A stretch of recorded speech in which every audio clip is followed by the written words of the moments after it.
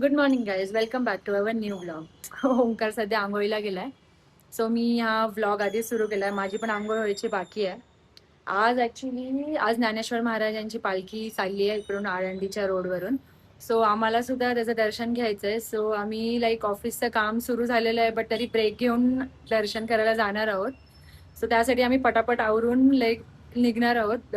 Shortcut घेऊनच जावं लागेल, कारण की पूर्ण रस्ते पॅक्ड आहेत. सगळे वारकरी लाईक कुठून कुठून गावातून आलेले वारकरी सगळे असे चालत चालत जात आहेत. सो आम्हाला बघू आता कसा तरी एक शॉर्टकट शोधून पालखीपर्यंत पोहोचून दर्शन घ्यायचंय.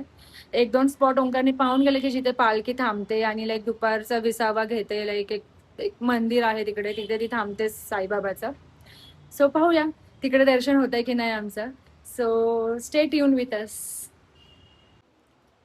तर मित्रांनो, आम्ही रेडी झालो आहोत. माऊलींच्या पालखीचं दर्शन घेण्यासाठी निघणार आहोत. बघू शकता मी पण रेडी झाली आहे. मी आत्ताच आली आंघोळ करून. खूप गर्दी असते आणि पुण्यात 2-3 दिवस पावसाचं थैमान मागलेले आहे. त्याच्यामुळे आता पालखीसाठी रस्ते रिकामे झालेले आहेत आणि लोक भरपूर प्रमाणात बाहेर निघत आहेत.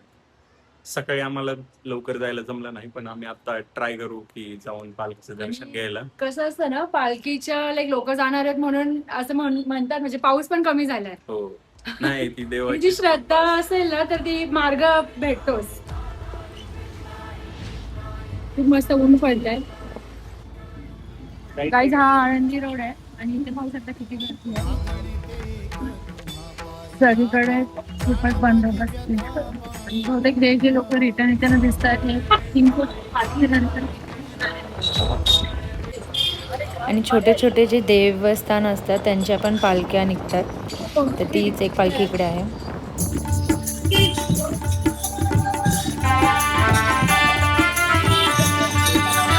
असं वाटतं आम्ही पालखीच्या जवळ आलो. इथेच कुठेतरी आसपास पालखी आहेत म्हणतात. पालखीला पण होत नाही एवढी कमी जागा आहे.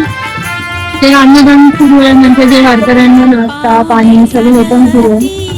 पंढरीची वाट पाऊले चालती, पंढरीची वाट सुखी संसाराची तोडुनिया गाठ पाऊले चालती. तर आपण पाहू शकतो, आपण पालखीला बघतोय.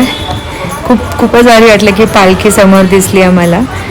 खूप पॅक झालंय मध्ये, पण बघू आम्ही बाईक साईडला लावून पुढे जायचा विचार चालू आहे. पण आता आय थिंक सो पालखी निघाली आहे, कारण की ते एकच स्टॉप घेते. अजून पुढे पण खूप सारे स्टॉप आहेत, मग त्यांना पालखीला पुण्यात पण पोचायचं आहे.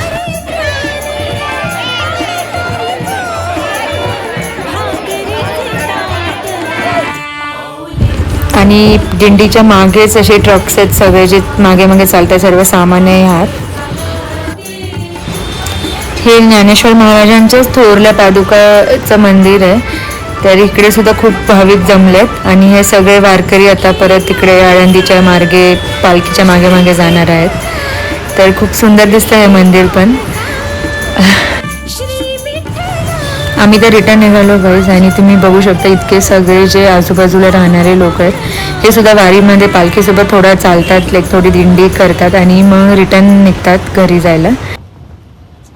हाय गाईज, परत आम्ही आलोच आता पालखीचं दर्शन करून आणि डायरेक्टलीच कामाला बसलो, कारण की ओंकारची 11:30ची मीटिंग आहे आणि त्याच्या आधी त्याला काहीतरी प्रिपेअर करायचं होतं.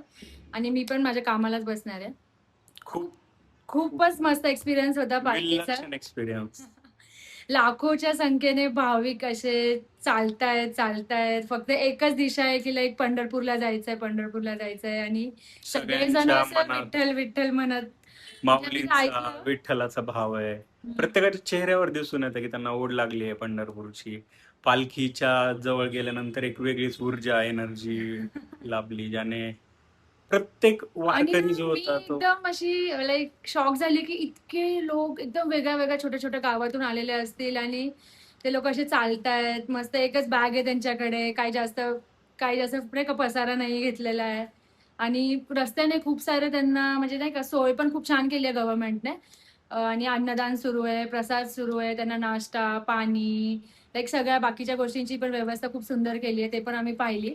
म्हणजे खूप छान वाटलं की आपलं हे एवढं सुंदर जे कल्चर आहे ते असं सगळे जपतायत. गव्हर्नमेंट पण एवढं लाईक इन्व्हेस्ट करतंय की ते छान सुरळीतपणे वारी जावी पंढरपूरला. आणि- महाराष्ट्राला खूप चांगला सांस्कृतिक वारसा लाभलेला आहे. ते तर आहे. आषाढी कार्तिकीला ह्या दोन्ही ज्या वाऱ्या आहेत, पूर्ण महाराष्ट्रातून जे भाविक आहेत, वारकरी आहेत, ते पंढरपूरला जातात. एक भक्तीचा सागरच पाहायला भेटतो आपल्याला. प्रत्येक लोकांच्या चेहऱ्यावर आपल्याला दिसून येतो की त्यांचा भक्तिभाव इथे आहे. की शेकडो किलोमीटर लांब त्यांचं गाव, घर, कुटुंब सोडून ते इकडे आलेले आहेत. कारण घरी पण त्यांच्या कुटुंबातील लोक असणारच आहे.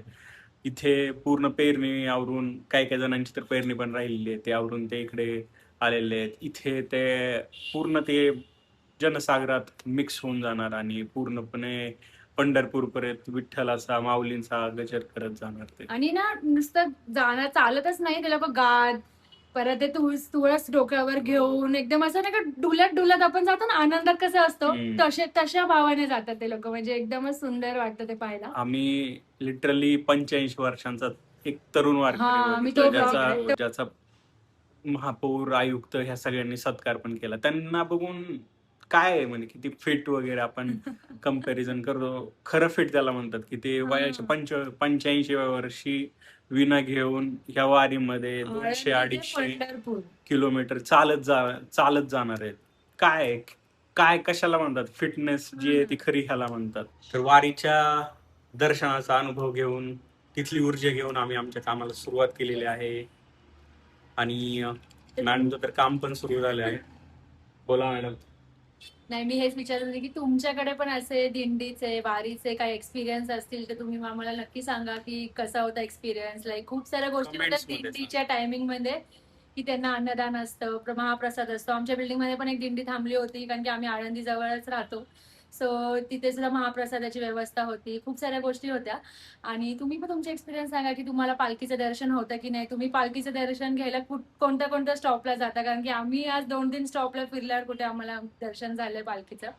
सर सांगा कमेंट्स मध्ये how is your experience in वारी. नक्कीच सांगा तुम्ही वारीच्या दर्शनानंतर तुमच्या मनामध्ये कोणत्या कशा प्रकारच्या भावना येतात, त्या पण तुम्ही कमेंट्स मध्ये सांगू शकता.